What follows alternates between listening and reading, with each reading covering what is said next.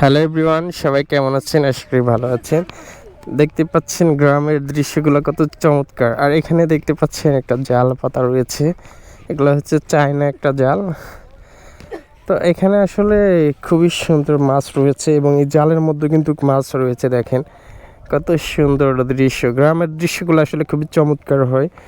আর এখানে কিন্তু অনেক মাছ ধরে অনেকে। দেখতে পাচ্ছেন ছোট একটা ব্রিজ দেখা যাচ্ছে এবং এটা কিন্তু মাটির রাস্তা।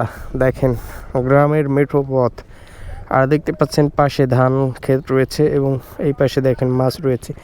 খুবই সুন্দর একটা দৃশ্য। আসলে গ্রামের দৃশ্যগুলা এক কথায় অসাধারণ।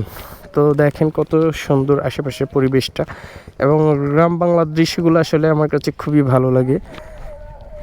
দেখেন কত সুন্দর ধানের ক্ষেত এবং ওই পাশে একটা ভাইয়া দেখেন সবজি তুলতেছে। আসলে নিজের ক্ষেতের সবজি লাগিয়েছে এবং ঢেঁড়স তুলে বাসায় নিয়ে যাচ্ছে রান্না করার জন্য।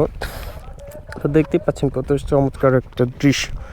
আর গ্রামের এই মাটির রাস্তাটা আসলে বর্ষাকালে প্রচুর কাদা হয় দেখতে পাচ্ছেন। এখন একটু রোদ, এই জন্য কাদাটা কিছুটা কমছে, এই জন্য আমি আসতে পারছি। তো কত সুন্দর একটা ওয়েদার দেখতে পাচ্ছেন।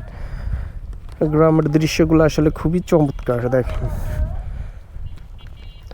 তো এই রাস্তাটা এই দিকে চলে গেছে। দেখেন এটা হচ্ছে যশোর জেলা।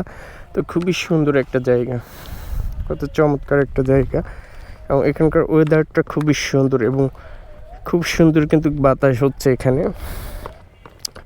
আর এই পাশে দেখেন কত সুন্দর ধান চাষ করতেছে এবং গ্রামের মানুষগুলো আসলে খুবই সহজ সরল। দেখতেই পাচ্ছেন কত চমৎকার। তো সবাই ভালো থাকবেন, সুস্থ থাকবেন। আল্লাহ হাফেজ।